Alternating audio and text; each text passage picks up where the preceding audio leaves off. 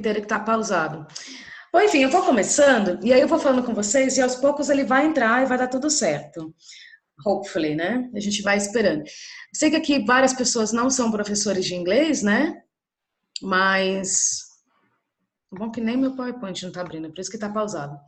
É ótimo, né? Que assim a gente é bom porque a gente preparou todo um negócio que não quer abrir. Mas ele vai abrir com o tempo. Mas enfim, a primeira parte que eu coloquei, deixa eu ainda bem que eu tenho uma anotação num caderno, que eu consigo seguir a minha sequência independente Oi, dele. velho caderno, não é? Somos analógicos aqui todos, A né? tecnologia que não precisa, né? Fica mais fácil às vezes. Mas enfim, eu dividi esse em três partes, né? A parte 1 é quando você trabalha com o desenvolvimento pessoal, a parte mesmo para falar para onde que trabalha. Você quer ser professor de inglês, aonde você pode dar aula, quais são as possibilidades. A parte 2 são os caminhos de proficiência da língua. E a 3 é a metodologia, como você vai atrás de cursos e metodologia e coisas do tipo, né? Então, é dentro desses três caminhos que a gente vai conversar um pouquinho hoje. Então, a parte 1 é onde você pode trabalhar. Você sabe onde você pode trabalhar se você quer ser professor de inglês? Alguém tem alguma ideia? Alguém quer falar alguma coisa? Onde você pode trabalhar? Respondam aí no chat. Muitas pessoas aqui, Cíntia, enquanto você estava tentando voltar, se manifestaram sobre trabalhar em escolas bilíngues. E querem Então eu vou falar. posição, não sabem como são as aulas das escolas, se é 50% em português, 50% em inglês, como que elas agregam a BNCC, qual é o nível exigido desse professor de escola bilíngue. Essas perguntas chegaram enquanto você não está. Tá. Bom, então você tem três locais, não, 4, né, que você pode pensar para trabalhar quando você vai trabalhar com escola com idiomas. Um deles é dentro de uma escola de idiomas mesmo. O outro é escolas regulares, como a Cristina falou aqui agora, e escolas bilíngues e as aulas particulares. E aí, desses 4 pontos, a primeira parte a pensar é qual tipo de qualificação eu preciso para trabalhar nesse lugar.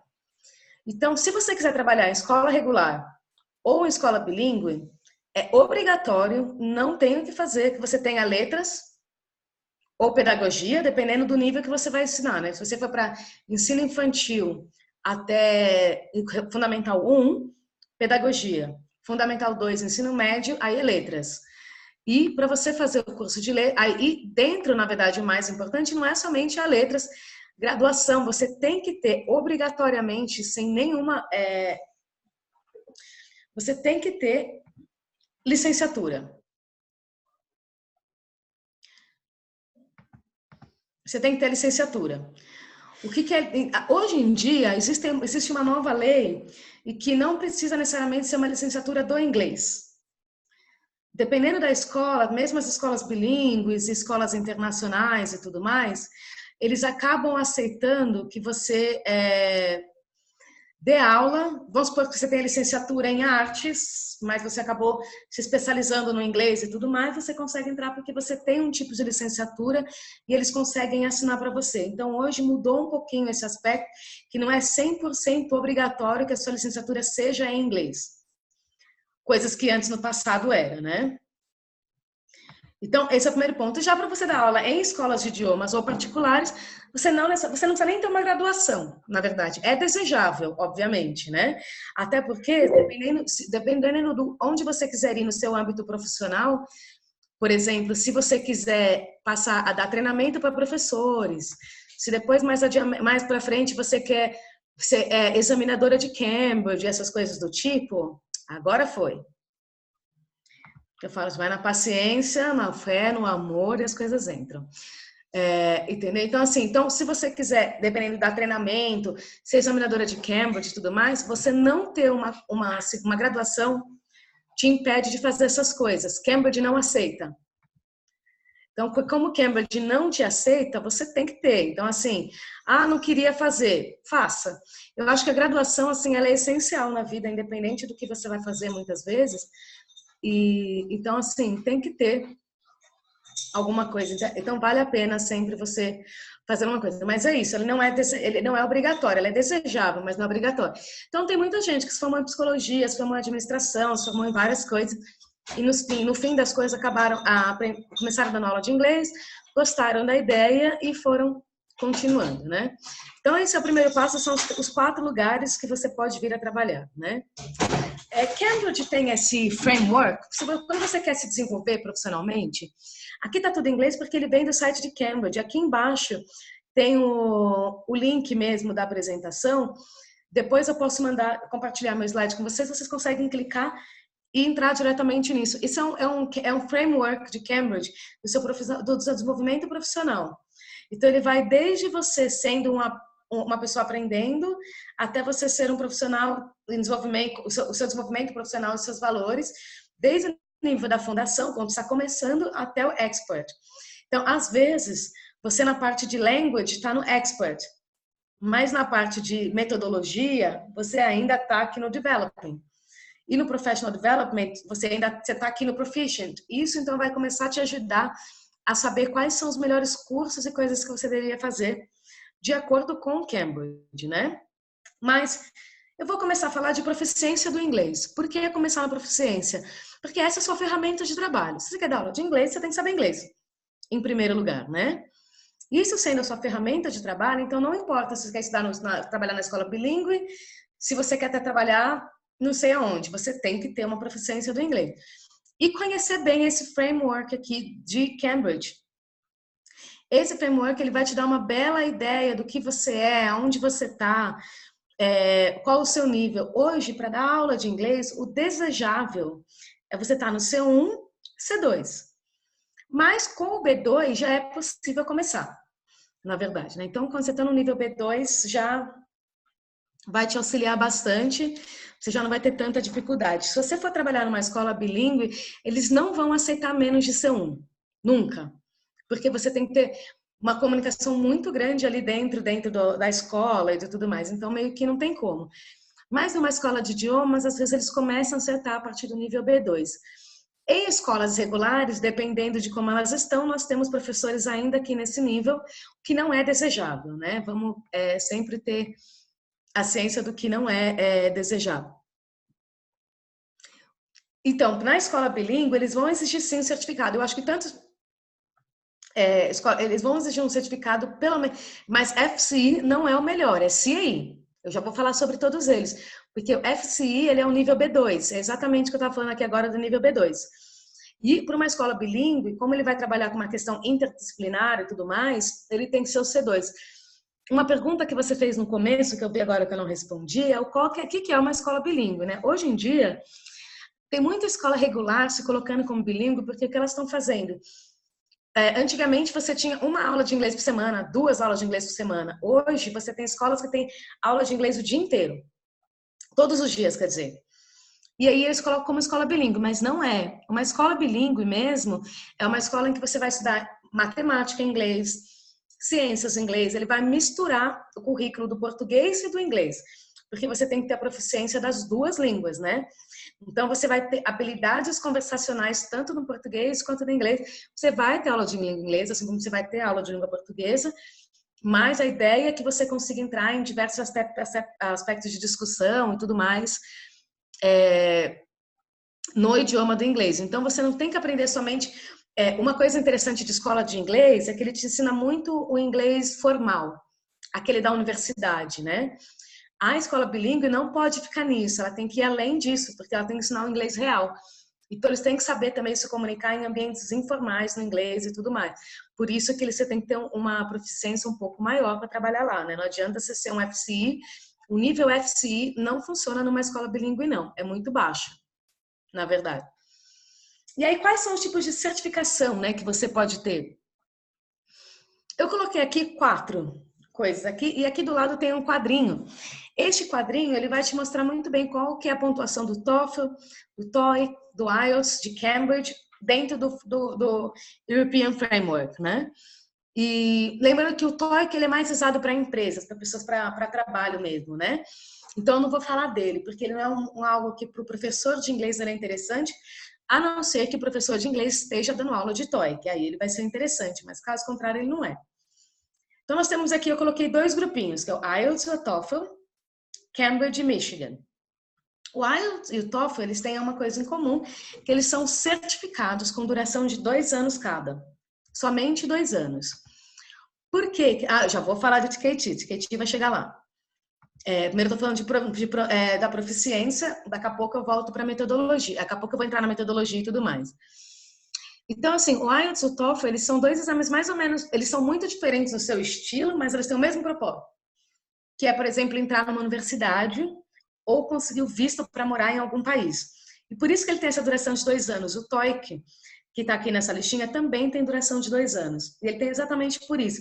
Porque ele não é uma prova que você passa ou você reprova. Ela é uma prova que você faz a prova, você faz todo o exame, e ele vai te dizer qual é o seu nível de inglês nesse momento. E aí, as universidades ou os locais que você tem que tirar visto e tudo mais, ele vai te exigir um nível tal. Normalmente, a universidade, para IELTS, ele vai pedir um nível 6, 6,5, mas se você quer bolsa, já está buscando uma bolsa, ele vai ficar no 7, 7,5, 8, porque aí eles vão exigir o nível mais alto do inglês, né?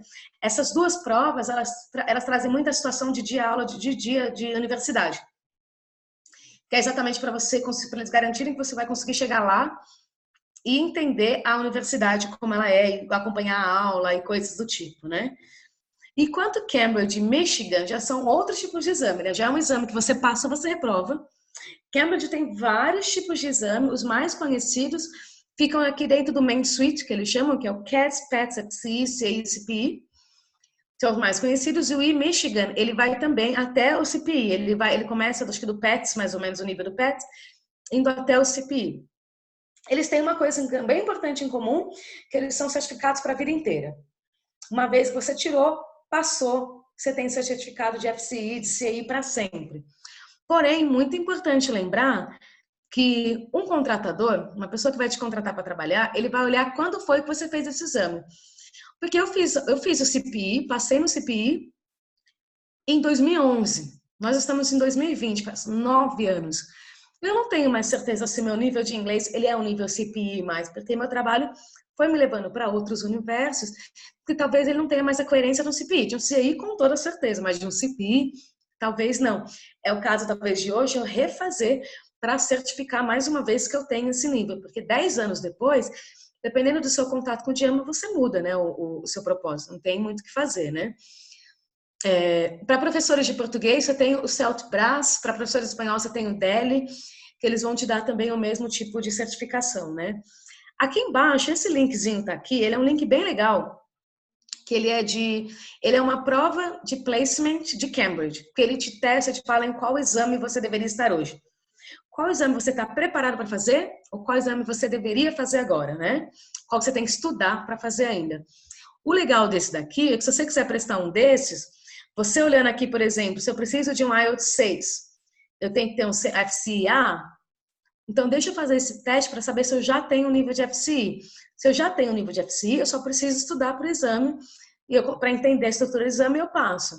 Se ele me fala que eu ainda estou no nível PATS, ou no FCI muito C aqui embaixo, eu preciso dar um pouco de language e um pouco do exame para conseguir. E aí, gente, para fazer esses cursos tem as diversas maneiras. Você tem 1000 escolas, 1000 professores particulares que trabalham com isso, eu conheço um monte de gente que dá aula. E você pode fazer sozinho também. O único problema de fazer sozinho é a parte do speaking e do writing, né? Escrita e fala, porque você precisa de alguém para corrigir para você. Senão você não faz. E o maior erro também de nós que estudamos sozinhos, eu estudei para o meu CPI sozinha, é que eu não gosto de listening, eu acho chato. Então eu fiz muito pouco exercício de listening. Assim como não dei para ninguém corrigir minhas redações. E foi onde as minhas notas caíram. E eu talvez, se eu tivesse estudado um pouco mais essas duas áreas, eu teria conseguido um CPI B ou A. Como eu não estudei muito essas áreas, eu fiquei no C porque eles caíram a minha nota, né? Então essa que são as dificuldadezinhas de quando você vai estudar sozinho. Por isso vale a pena pensar, vale a pena estudar sozinho? Eu consigo estudar sozinho? Você tem que ter uma certa habilidade de estudar sozinho. CPI e CAE é uma diferença de nível mesmo, na verdade, né? O CAE é o Advanced Proficiency. E o que é? Porque é só um nível mesmo. Na verdade, o CAE, ele é um nível que você precisa para todo o universo do inglês quase. Ele é um inglês avançado real, aquilo que você vê mesmo no dia a dia, aquilo que você precisa quando você vai estudar e tudo mais. Enquanto o CPI, ele é um nível de proficiência que ele vai... Eu lembro que eu fiquei estudando livro do século XIX, do século XX, lendo literatura do século XIX, século XX, para ter contato com o tipo de gramática do CPI, porque ele é bem rebuscado. Tanto o vocabulário quanto a gramática, ela fica muito rebuscada. A grande salto do CAE para o CPI é o vocabulário mesmo, assim, que ele vai bem rebuscado. E Cambridge hoje, ele tem uma vantagem. Se você faz um CAE e você passa com A, você está aqui, então você fez o CAE, que é esse daqui, passou com A, ao invés de ele te dar o certificado de C1, ele vai te dar o certificado de C2. Então, às vezes, você consegue atingir o nível de C2 sem ter que tirar o CPI, só fazendo um CAE muito bom. Assim como, se você faz um CPI e você não passa nem com o C, mas faltou um pouquinho para você atingir esse C, ele te dá um certificado de C1. Então, você não fica sem certificado nenhum, mas vale muito a pena você fazer um teste de nível primeiro, antes de escolher o seu exame, porque às vezes ele pode ser muito mais difícil do que você precisa.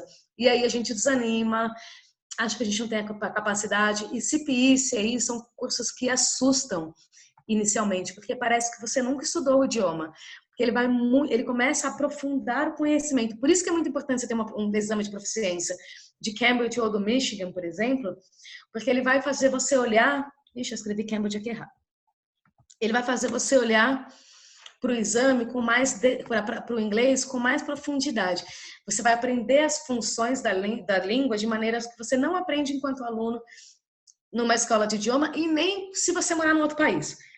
Porque uma coisa é você conseguir falar, outra coisa é você realmente entender profundamente como aquilo funciona. Eu brinco que depois que eu estudei para o CPI, você pode me pedir para explicar o que você quiser que eu te explico.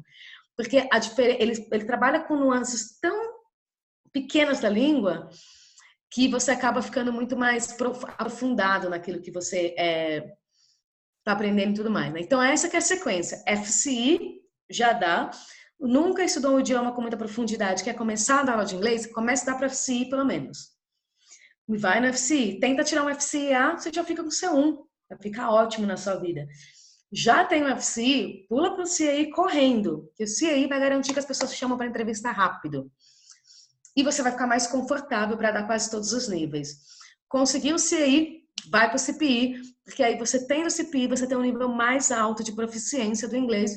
Se você quiser trabalhar fora do Brasil, em escolas bilíngues e coisas assim, você tem no CPI, eles vão te chamar, porque eles sabem que você tem um nível mais alto, né? E aí, por aqui tudo bem? Posso mudar para a próxima? Vamos para a próxima agora? Que é de metodologia. Acho que ninguém falou nada por hora, vamos lá, né? Então agora eu vou entrar no aprofundamento metodológico, porque você tem esses dois caminhos, né? Proficiência e metodologia, são as duas coisas que você tem que saber para você trabalhar. E aí você tem também certificados, você tem cursos de pós-graduação, cursos livres e conferências. Então aqui eu vou mostrar para vocês, desde coisas que são caras, você tem que gastar dinheiro nelas mesmo, até coisas que você vai fazer de graça, para vocês se desenvolverem profissionalmente, né? Há muitos caminhos de desenvolvimento profissional, muitos caminhos mesmo. E eu vou começar na certificação. Por que eu estou começando na certificação? Porque esses são aqueles que você pode comprovar. Isso não significa que você vai fazer um curso livre, eles não vão te dar um certificado, eles vão te dar um certificado. Mas essa certificação aqui, ela serve para o mundo inteiro. Em qualquer país que você mostrar o seu currículo com essas certificações aqui, porque no caso eu coloquei somente Cambridge e Trinity, e eu vou mostrar qual que é qual, em qualquer lugar do mundo que você for, eles vão saber te dizer, eles sabem o que é o que você tem, aonde você fez, porque o currículo desses cursos ele é fechado. Então, Cambridge exige que você aprenda em exatos detalhes. Então, em qualquer lugar do mundo que você tiver, eles sabem o que você tem. Então, o primeiro passo é o TKT, que alguém já perguntou, acho que a Carla perguntou do TKT. O TKT é Teacher Knowledge Test. Ele tem 5 módulos, acho que hoje são 4, porque teve um módulo que foi descontinuado. Mas eles têm 3 módulos principais, que é o módulo 1, 2 e 3, que são os mais comuns das pessoas prestarem. Então, eles vão trabalhar com planejamento de aula, como que é o desenvolvimento da metodologia comunicativa, language, verbos, adjetivos, como buscar detalhes mais específicos de language, eles vão para ensinar, não para você aprender, né? Eles vão também trabalhar com buscando resources na internet, que tipo de material que você pode trazer para a aula, o movimento do professor na sala de aula. Ele é um primeiro certificado. Só que o TKT tem uma questão importante dele. Ele é uma prova, na verdade, né? Então, ele é uma prova. Você pode comprar o módulo 1, o módulo 2, o módulo 3. Eles costumam custar, o ano passado foi custando R$ 250 cada módulo. Então você pode comprar qualquer módulo, você não precisa fazer os 3. Você pode fazer um, você pode fazer outro, pode fazer 3. E ele, assim como o IELTS e o TOEFL que eu falei lá, ele também não é uma prova que você passa ou você reprova. Ele tem bands. Então, bands 1 to 4. Na 1, aí eles dão a descrição dessas bands. O 4 é quando você já está super expert. O 1 ainda tem muito espaço de melhora e tudo mais, né? Então, é isso, eles vão te nomear de acordo com o seu conhecimento. Esse também é algo que você pode estudar sozinho, se você quiser. E também existem vários cursos por aí. Tem um livro de Cambridge, chama TKT mesmo, que ele te ensina tudo, basicamente, de todos os módulos. Então, você não precisa, você pode ir lendo sozinho. Esse é um bom curso para te preparar. Vamos ver aqui a perguntinha. É uma prova de teste, não é nada dissertativa, ela é totalmente teste. Você vai ligar uma coisa na outra, colocar o que liga com o que, colocar coisas na ordem, aceitar alternativas, totalmente teste. Não é absolutamente nada dissertativa. E ela é uma prova boa porque ela começa a te preparar para o método comunicativo, né? Então, eu estou falando do método comunicativo em si, porque é o que Cambridge vai te levar e é onde hoje você tem a maior rede de alunos e tudo mais, está dentro do comunicativo, né? Onde você tem o maior desenvolvimento metodológico até. O TKT, ele é uma boa coisa para fazer para te preparar para o CELTA. O CELTA, ele é um certificado de inglês, de English Language Teaching for Adults. Então, ele é para ensinar adultos. E ele é um primeiro certificado. Digamos assim que eles falam que ele é o certificado 1 para um professor começar a dar aula. Só que tem muita gente já muito experiente fazendo CELTA hoje, porque ele é um curso bem detalhado e bem difícil. Ele pode ser feito em alguns modelos diferentes. Ele pode ser feito no modelo intensivo.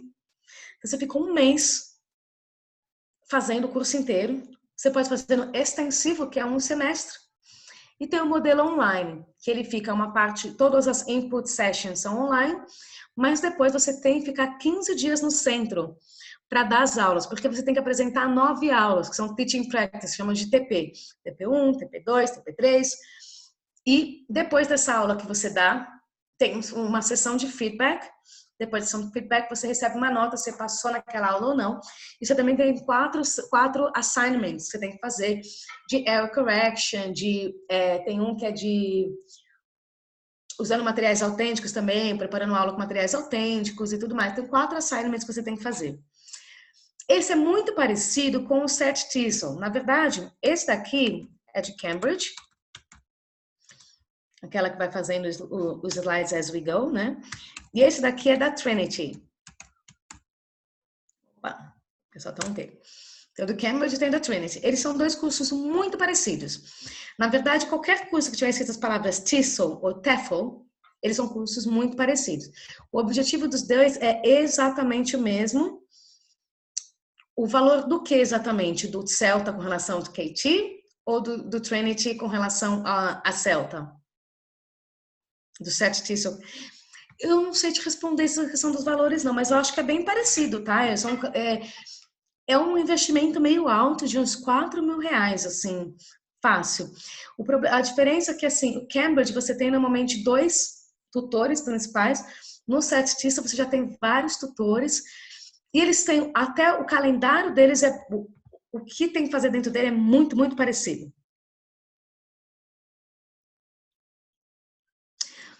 Esses cursos que eu tô falando aqui, Tamara, eles são para professores de inglês. Eles não têm nada a ver com isso. Eu vou mostrar agora, daqui a pouco eu vou falar de mestrado, de pós-graduação, aí eu vou falar de quem quer entrar na escola bilíngue mesmo, porque ele vai para outros âmbitos. Esse aqui é para professor de inglês mesmo, principalmente para aquele que quer trabalhar em escola, mas não tem a graduação. Outros ele tem a graduação, mas ele quer se aprofundar um pouco mais, né? Mas a grande diferença, então, por exemplo, do Cambridge, voltando ali, do Cambridge e do Trinity, é produção de material. Dentro do SET TESOL, eles também falam de produção de material com mais profundidade. enquanto no Cambridge, no Celta, não. Você tem que preparar os seus handouts, eles vão te explicar as especificações de handout e tudo mais, mas ele não necessariamente te prepara para montar material como o Janet vai te preparar. Mas o nível deles de qualificação é exatamente o mesmo, e eu, quando estava contratando pessoas com coordenação pedagógica, você me aparece com TISO ou com Celta, para mim tanto faz, eu vou te chamar igual. Ambos certificados são para adultos. E aí, se você quiser trabalhar com crianças, hoje a Cambridge tem o CELT-P, que é para Primary Schools, e o CELT-S, que é para Secondary Schools, enquanto tem o CELT-TESOL, o Trinity, tem esse aqui que também é para Young Learners, que também é você ensinar inglês para Young Learners, que eles já são um pouco mais curtos normalmente, não duram um mês, são 2 semanas, ou são encontros mais passados, eles são mais uma extensão do Celta, indo para outras coisas. Você não necessariamente precisa fazer o Celta para fazer o CELT-P hoje em dia, é mais tranquilo dentro desse aspecto. E, indo um pouco mais à frente, você tem o Train the Trainer, que é um curso mais novo de Cambridge, na verdade, ele acabou de surgir, começou meio que ano passado. Eles tiraram um, que eu não estou colocando aqui, que é o... Nossa, fugiu até o nome agora, mas daqui a pouco ele volta. Eles tiraram um e colocaram o Train the Trainer no lugar. Então, ele é um curso de 1 semana, com investimento também um tantinho alto, mas é um curso de 1 semana que te coloca como uma pessoa que pode começar a dar treinamentos. Então, é um curso para treinar pessoas que estão dando treinamentos e coisas do tipo, né? E, por último, você tem o Delta e o Deep TESOL, que é Trinity e Cambridge, né? Cambridge Delta, Deep TESOL da Trinity, que eles já são equivalentes a um diploma de universidade.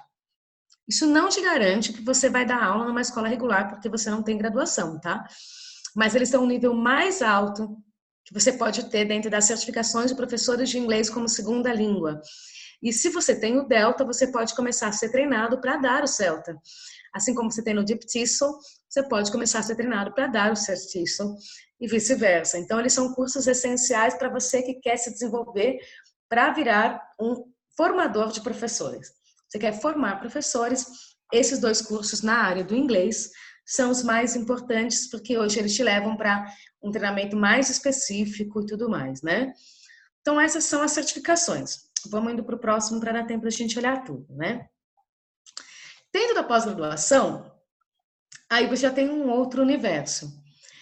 Tem uma universidade que chama Singularidades, que hoje ela tem um dos melhores programas, eu acredito hoje, que é eu fazendo propaganda de graça, né, das pessoas, mas tudo bem. Ele tem os melhores programas de educação bilíngue. A Antonieta, eu estava assistindo um talk, uma palestra da Antonieta Megali, e uma das coisas que ela fala é que você não tem hoje uma graduação que te leve à educação bilíngue. Não existe nada que te leve à educação bilíngue de fato, né?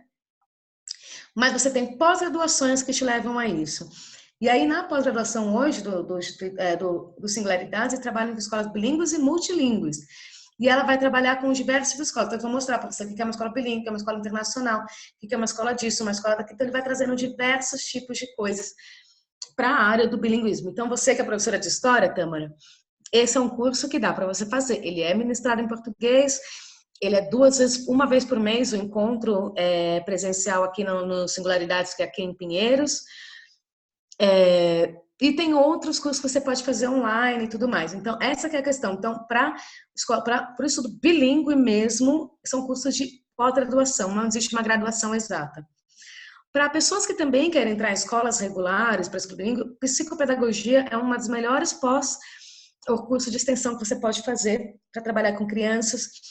Hoje está muito comum neurociência, as pessoas trabalhando com questões de neurociência para entender melhor como lidar com várias situações de sala de aula, questões de aprendizado e tudo mais, é um dos mais comuns hoje em dia.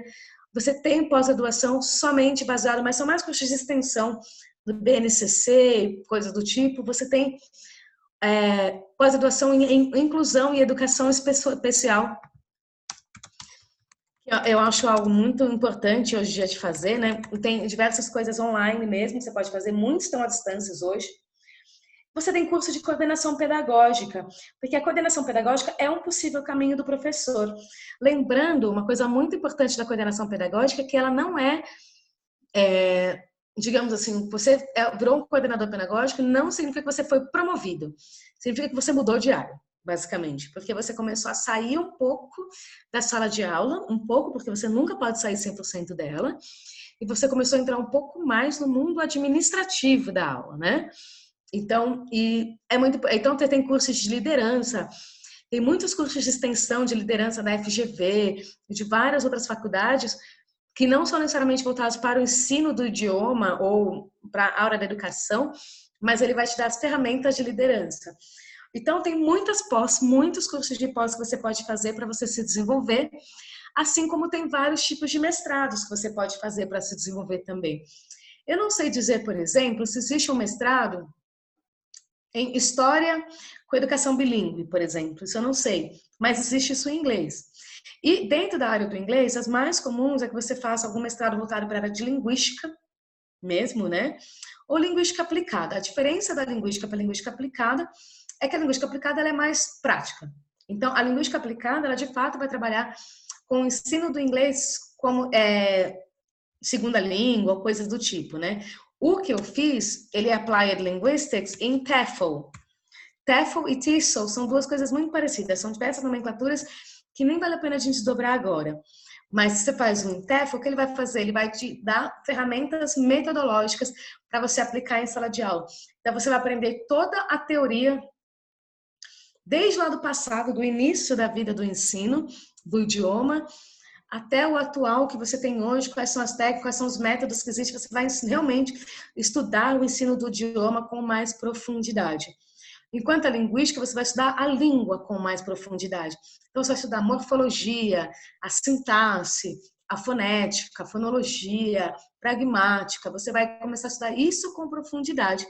E o aplicado, você vai estudar o ensino de leitura, o ensino de escuta, o ensino de gramática, metodologia. Você pode ter diversas áreas, né? Aqui no Brasil, de linguística aplicada, você tem na PUC, você tem na Unicamp, mas, por exemplo, na USP não tinha até pouco tempo atrás. Você tem hoje na Faculdade de Cultura Inglesa, é uma das poucas faculdades, tem a graduação mesmo, que leva mesmo para o universo da linguística aplicada e tudo mais, que vai indo para outro mundo.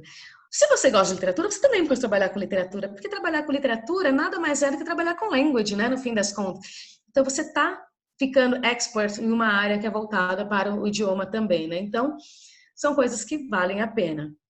E se você resolver fazer um mestrado no exterior, você tem que pensar tem uma coisa muito importante de levar em consideração.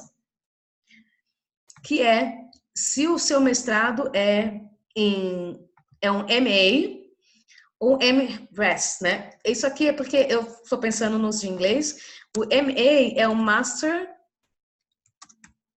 of Arts e o outro é Master of Research. O que é a diferença entre esses dois? O Master of Research é mais ou menos o que a gente tem no Brasil. É onde você tem que defender sua tese, você tem que ter um projeto de pesquisa. Com esse projeto de pesquisa, você manda o seu projeto de pesquisa para o seu orientador. Aí o seu orientador ele vai te dar as ferramentas do projeto de pesquisa, ele vai te acompanhar naquilo, normalmente ele dura 2 anos. O Master of Arts é um mestrado que hoje está ficando mais comum no português, no Brasil, desculpa, está ficando mais comum no Brasil, que é o mestrado profissional. O mestrado profissional, você também escreve uma dissertação, mas você não defende uma tese. E ele tem a duração normalmente de 1 ano. E por que eu estou falando isso? Porque eu, por exemplo, fui para a Inglaterra e eu tenho um Master of Arts. Pô, legal. Então eu vou chegar no Brasil e eu vou ter uma equivalência com ele e vou conseguir entrar numa universidade. Não necessariamente, porque no Brasil você precisa defender sua tese. Então você precisa de um Master of Research e não de Master of Arts, para você conseguir equivalência real para o nosso mestrado brasileiro. Hoje, se eu quiser entrar no mundo acadêmico mesmo, profundamente, começar a dar aula na universidade, eu tenho que fazer um outro mestrado dentro do Brasil. Então, isso é muito importante você pensar antes de você ir fazer, Porque assim, eu não me arrependo nem um segundo do meu mestrado. Eu amei ter feito aquele curso, ele é valioso para mim até hoje. Mas ele pode ser utilizado em algumas áreas da minha vida e não em todas.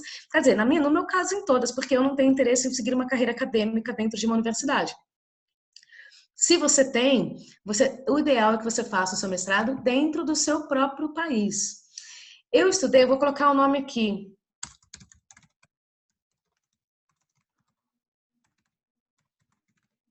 Na University of Bedfordshire. A universidade que eu fiz ficava em Luton, na Inglaterra, bem perto de Londres. E, na verdade, a minha escolha é porque, na maioria dos mestrados que você vai fazer em linguística aplicada no exterior, eles só são teoria, ele não tem a parte prática, somente a parte teórica. E essa universidade foi a única que eu achei que você também tinha que fazer o teaching practice.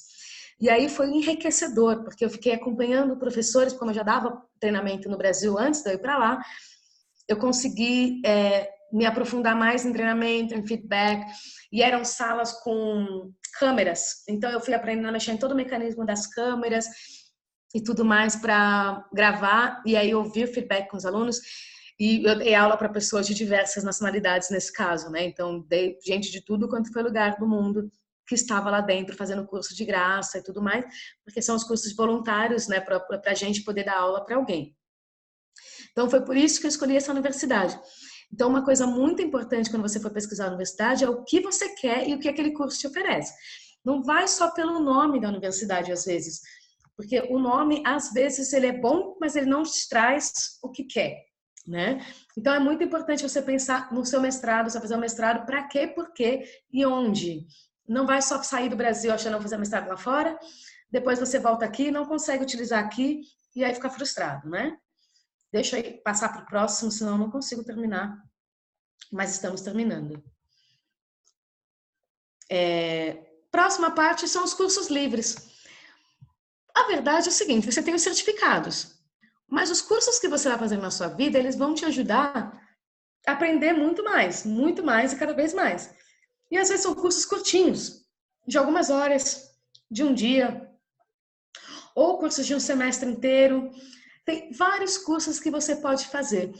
E esses cursos eles vão começar a se desenvolver como profissional e você vai virar um profissional mais qualificado por você entender mais sobre diversas áreas. Então, se você não está acostumado a dar aula para criança, faz um curso para criança.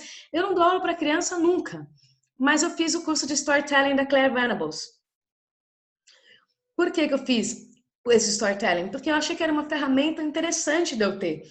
Porque Storytelling, ele não serve só para crianças, ele também serve para os adultos. E a arte de contar histórias é muito importante. E eu queria saber o que era aquilo, para que aquilo funcionava, como aquilo funcionava. Então, eu fui fazer. Você pode também fazer cursos voltados para idosos, porque hoje nós temos muitos idosos, para pronúncia. Mas para pronúncia, não é necessariamente para melhorar a sua pronúncia, até porque não tem isso de melhorar a sua pronúncia, mas para você entender, porque enquanto professor, você tem que ser muito bem equipado. Essa que é a questão. Você tem que ser uma pessoa muito equipada para você conseguir ter um número maior de alunos e auxiliar mais pessoas a chegarem no que ela quer. E o curso de pronúncia, ele vai te equipar com ferramentas e maneiras de você falar sobre pronúncia com os seus alunos e tudo mais, para você ensinar onde que o som é articulado. E aí fica mais fácil de você perceber por que o aluno está conseguindo chegar a atingir um som e você mostrar para ele por que ele tem que atingir aquele som, né? Então, vocês têm esse one-to-one, que são para você que dá aula particular. Hoje temos cursos de inglês como língua franca, porque mudou um pouco o status do inglês, né? E é muito legal conhecer isso, até para a gente sofrer menos e decidir que o nosso aluno, às vezes, tem algumas coisas que o nosso aluno não precisa mais estudar e que a gente ainda fica naquele passado, né? Você tem curso de educação especial, você tem curso de neurolinguística, de neurociência, metodologias ativas, metodologias como um todo. Assim como você também tem curso de negócios. Se você quer dar aula de inglês online, mas você não sabe buscar alunos, você não sabe como você segura aqueles alunos, como que você trabalha com contratos, isso e aquilo, vai atrás de um curso desse, porque isso vai te ajudar de diversas formas. Essas daqui, vamos rapidinho nas escolas, eu tenho a Seven, Up Language, Casas Thomas Jefferson, que é em Brasília, Cultura Inglesa, essa aqui é em São Paulo, cultura inglesa nos outros lugares do Brasil, porque você vai que até o símbolo é diferente. Troika, que é em São Paulo também. Essas escolas, normalmente, eles fazem tudo presencialmente. A SEBEN, você tem cursos de Celta e tudo mais que são online, depois você tem que vir presencial. E eles são pagos, né? Junto também, não pagos, você tem o Future Learn, que tem vários cursos legais, e o Coursera também. Muitos cursos legais, você tem o Papo de Professor, não podemos esquecer, que está trazendo cada dia metodologias diferentes, formas diferentes de falar. Vou falar outro dia de como não usar tanto língua 1, vamos falar de pronúncia, vamos falar de gramática, e várias dessas coisas que são ferramentas do seu dia a dia, que vão te ajudar a melhorar enquanto profissional, todos os dias. Outra coisa que eu não coloquei aqui para não deixar muito poluído o slide, Harvard, USP e várias universidades hoje têm muitos cursos à distância de graça com o certificado. Vale a pena pesquisar também. E, por último, para fechar, porque eu tenho 3 minutos, estou fingindo que eu não fiquei fora por 10, as conferências. Eu vou te dizer uma coisa com toda a honestidade. Eu fiz a maioria desses cursos que eu falei aqui, eu fiz. Eu fiz curso de pronúncia, eu fiz Young Learners, eu fiz One-to-One, eu nunca fiz, mas English as Língua Franca sim. Eu estudei muita coisa. Eu fui fazendo um monte de curso de coordenação pedagógica, tudo que eu pude fazer, eu fui fazendo na minha vida, porque eu gosto de estudar. Mas eu sou uma pessoa que eu trabalho muito em conferências. Eu amo conferências. E eu acho que eu me desenvolvi enquanto profissional muito mais indo para conferências do que somente estudando em cursos, porque em conferências você conversa com muita gente, você conhece muita coisa e você se depara com atividades que você nunca tinha pensado, você se depara com ferramentas que você nunca tinha visto. São coisas curtinhas. Então, num dia de conferência, você pode aprender 10 coisas novas. Na verdade, para assistir 10 palestras diferentes, né? Então, eu estou colocando aqui, para quem é professor de inglês, nós temos o Bracissel, que é a Associação Brasileira de Professores de Inglês. Você tem que ser membro do Bracissel para você participar da maior parte das coisas. É R$15 por mês, você ganha aí você recebe uma revista a cada 2 meses, falando de metodologia, e aí você tem conferências o ano inteiro. Você tem as conferências internacionais, que esse ano vai ter aqui em São Paulo, vai ser dentro da Mackenzie, aqui em São Paulo, que é uma conferência de 4 dias, sendo 3 da conferência mesmo, e o primeiro dia que são organizadas pelas SIGs, que já vou falar. E vai ter esse ano aqui, como membro, a conferência fica um pouco mais barata, mas assim, é o melhor espaço para networking do universo. Você chega ali sem emprego, você sai dali empregado praticamente, se você realmente for se comunicando com as pessoas, né? E você tem também os chapters, porque dentro do Brasil você tem o chapter Belém, chapter Rio de Janeiro, chapter São Paulo, chapter Manaus, chapter Sergipe, chapter do Brasil inteiro. E aí, pelo menos 1 ou 2 vezes ao ano, você tem essas conferências na sua cidade. E então você pode fazer que nem eu, que fica viajando por aí para apresentar, só para ficar viajando, você aproveita uma coisa em duas, né? Eu amo viajar, amo apresentar, faço os dois juntos. E vocês têm os SIGs, que são os Special Interest Groups, que é onde eu tenho, que eu sou do Voices, que ela comentou no começo, que é o Voices que está aqui, porque a gente fala de diversidade, de coisas do tipo. E você tem de desenvolvimento profissional, você tem SIG de pronúncia, você tem de professores online, tem de muitas coisas. E aí você vai ter coisas tanto presenciais quanto online acontecendo ao longo do ano inteiro. Então, vale muito a pena. E, além disso, eu vou citar mais uma página que é o Brelt. E aí, fim, para o mesmo. O Brelt é uma página de professores de inglês no Facebook e no Instagram, principalmente no Facebook. E é um local onde você tem contato com muitos professores. Então, você tem uma dúvida, sente sozinho, não sabe como é que faz alguma coisa, vai lá e pergunta, uma galera vai te responder e vai te ajudar. Além disso, eles têm uma conferência anual, que é o Brelt on the Road, que acontece uma vez ao ano, presencialmente, e eles têm muitas semanas de desenvolvimento profissional online. Eles já têm de inglês como língua franca, tem queer, tem de desenvolvimento profissional, tem de muitas coisas. Então, se você for procurar o Brelt Chat no YouTube, você vai achar muitos vídeos de muitas coisas que você talvez tenha dúvida. A maioria deles vai ser em inglês, mas onde você vai achar muitos vídeos mesmo de muitas coisas acontecendo e coisas que acontecem no dia a dia. O Brelt também tem o costume de anunciar tudo que está rolando por aí. Então, você consegue ter bastante noção do que está acontecendo no universo de professores conversando. Sim, o Braille te ajuda e ajuda pra caramba, tá? Mas eu acho que, dando um overview que se dá para fazer em 1 hora, eu acho que é isso. Agora, são perguntas. Se vocês tiverem um tempinho de fazer perguntas, eu posso responder as perguntas ainda, dentro do meu atrasozinho. Então, estou tranquila. Então, se vocês têm alguma pergunta ainda, ficou tudo claro para vocês? Cíntia, posso fazer uma pergunta que já estava aqui do Claro. começo?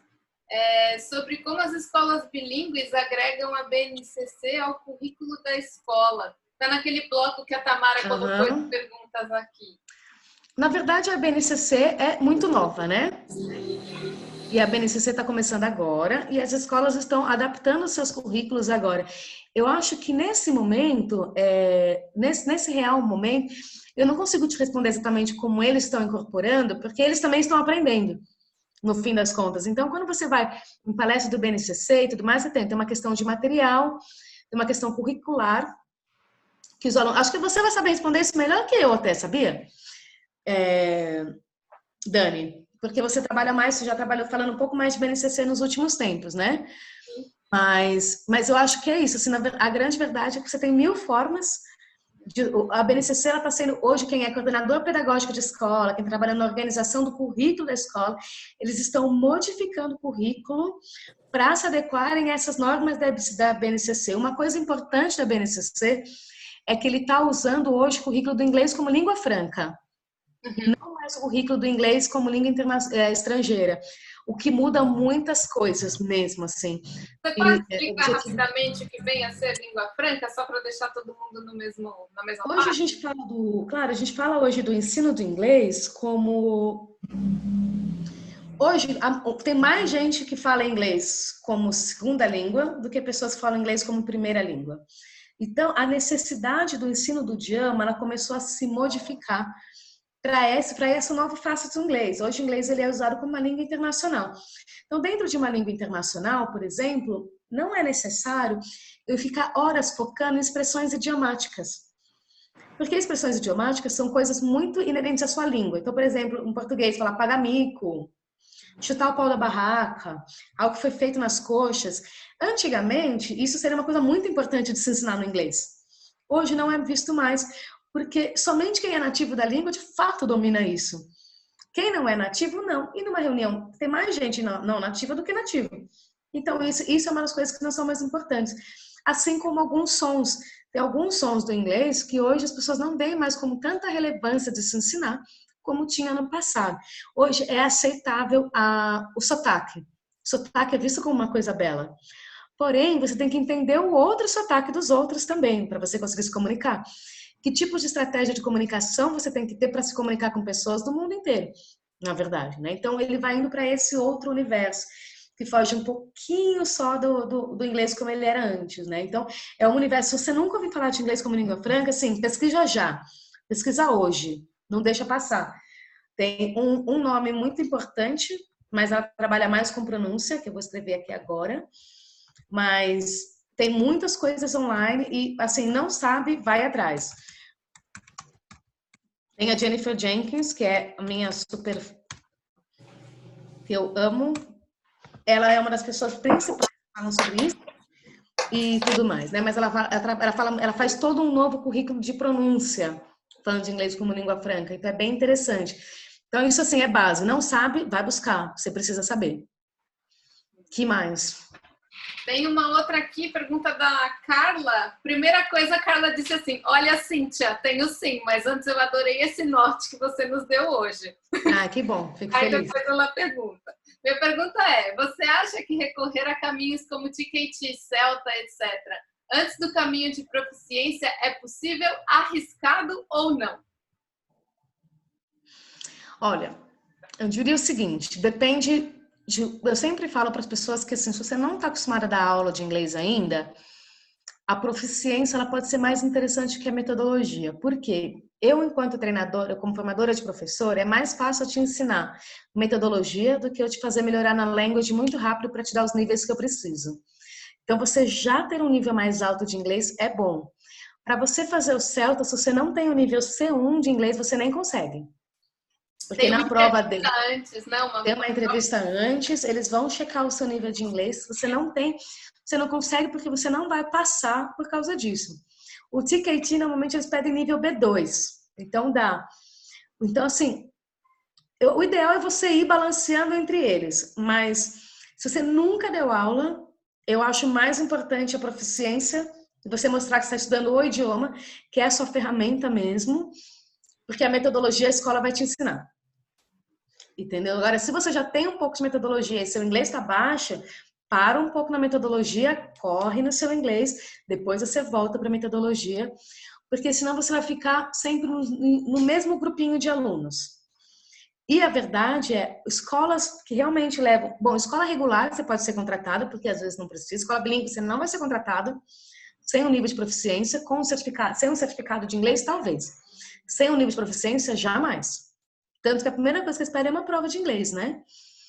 E, além disso, assim, escolas que pensam bem no aluno, na retenção de aluno, eles não gostam de professores iniciantes para a turma de básico, porque é muito difícil dar aula de básico.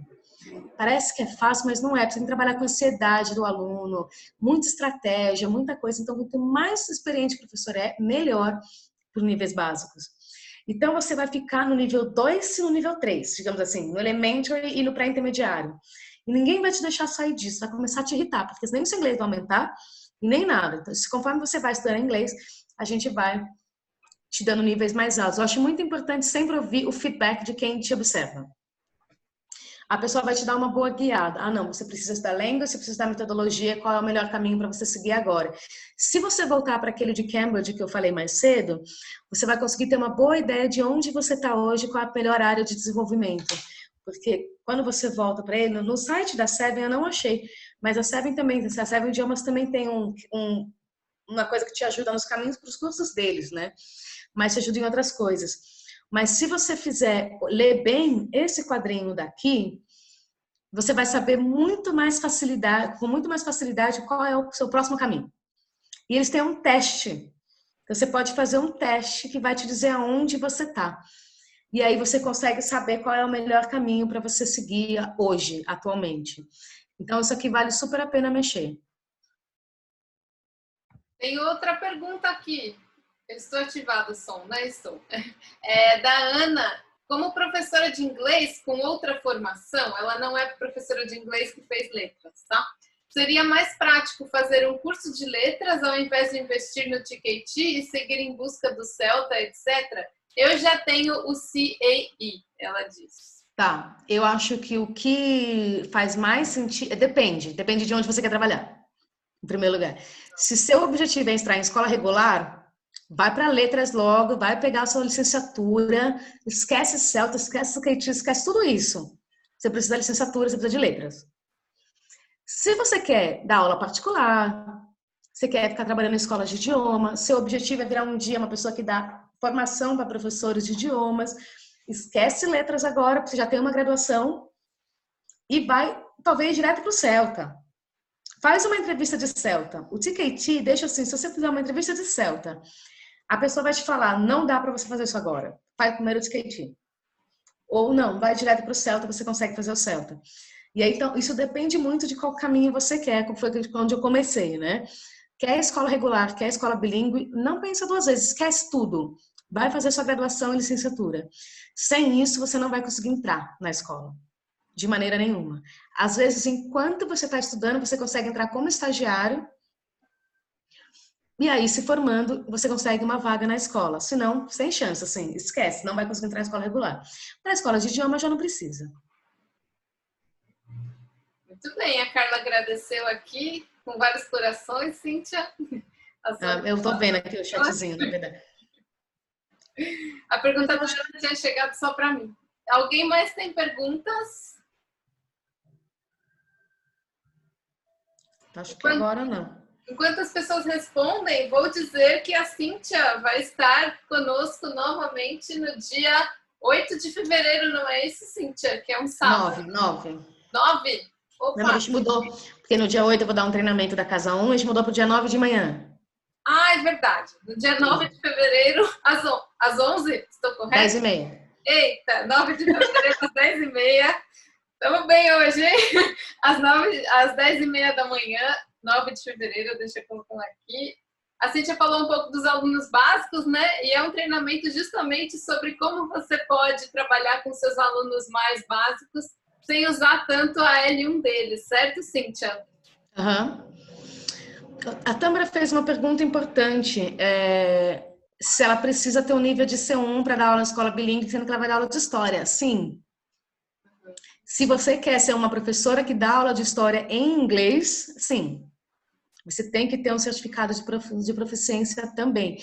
Porque, senão, isso está acontecendo muito. A gente está com muitos professores de outras matérias estudando inglês hoje em dia, exatamente por causa disso, porque eles querem entrar em escola bilíngue, porque é onde paga mais, né?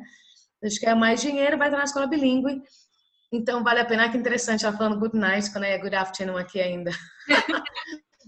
Aqui a gente tá suando, Josi, tá ao contrário, na verdade.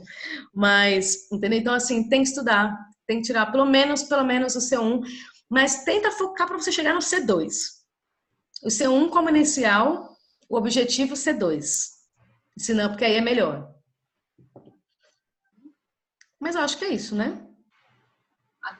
A Tamara disse que adorou os encontros em todos os dias. Também está maratonando, que bom. A Carla, foco e bora falar inglês. A Josie continua falando do tempo ali. Deve estar muito frio, que também gostou muito. A Audrey também. Só elogios, Cíntia. Tirou 10. Qual é a certificação? Você tirou A na apresentação de hoje. Então, obrigada por ter vindo. Assim, se vocês precisarem se vocês quiserem os slides e quiserem algum contato e tudo mais, né? Tá aqui meu e-mail. E se você quiser me achar no Instagram, que é onde eu também vou colocando algumas coisas, eu uso ele mais. Meu Instagram ele tem 2 objetivos, que é falar de trabalho ou mostrar meu gato. Certo. Também aqui você consegue achar no meu Instagram, então aí você consegue se comunicar comigo direitinho. Então, se tiver mais alguma dúvida, quem quiser falar comigo, fiquem à vontade. E só mais uma última coisa, essa apresentação da Cíntia vai para o nosso YouTube. Então, este aqui é o nosso canal do Papo de Professor. Para quem quiser rever, foram muitas informações, né? Vale a pena ver de novo, como diria a Globo, não é? Porque você pode focar exatamente no trecho que foi para você, professor, que quer um objetivo específico. Vou deixar também, aproveitar rapidinho, o link do próprio curso da Cíntia. Aqui, do dia 9, não 8, porque eu estou Vou parar de compartilhar. Estou gaga, sim. E, enfim, agradecer de novo a participação da Cíntia, a participação de vocês todos que estavam aqui interessadíssimos, interagindo um monte, fazendo muitas perguntas. Isso é muito bom, né, Cíntia? Sim, é ótimo, assim que é bom. Que a gente consegue. É dia 9, Josie, isso mesmo. O link é esse aqui da Eventbrite. Josie está com frio e com sono, mas ela continua aqui, muito bem. Não, é o horário brasileiro. Eu não sei qual é a conta aí, hein, Josie? É 10h30 da manhã do Brasil. Para você deve ser início de tarde já. 2h30, talvez, da tarde. A meio encontro, muito bem. 3 horas. Então é isso. Esse é o horário. No dia 9 de fevereiro. 10, 11, 12, 1 da tarde, 1h30 da tarde aí. 1h30, então. Isso. 13h30. Não, é Isso, 1.30, isso mesmo. PM, né? Eu ia colocar o em brasileiro aqui, em português. Então, obrigada pela presença de todos. Obrigada. Amanhã, gente, claro, ainda bem que falaram, tem um treinamento para professores de português como língua estrangeira, novamente, né? Puxando muito que bem. Com a Maria Ângela, que ela é, enfim, formadora de professores, autora do livro Didática e Inovação, que é da Richmond, pasmem, né, o selo do inglês, enfim. É 11 horas da manhã do Brasil, ela vai falar sobre fonética do português e como ajudar os seus alunos a avançarem na pronúncia. Que legal. Ela é bem especialista em hispanohablantes, mas ela também vai falar sobre outros alunos, outros hablantes, digamos assim. Às 11 horas, então, temos um encontro marcado novamente. Quem quiser aí zerar, tira a Acne, a Cíntia, né? O Marcos e a Carla, eu acho que estão em todos. Estaremos aqui. Muito obrigada de novo pela participação. Imagina, obrigada a vocês, foi ótimo. Boa tarde a todos, boa noite para a Josi. E até amanhã. Boa noite. Até, tchau, tchau. Beijo, tchau, tchau.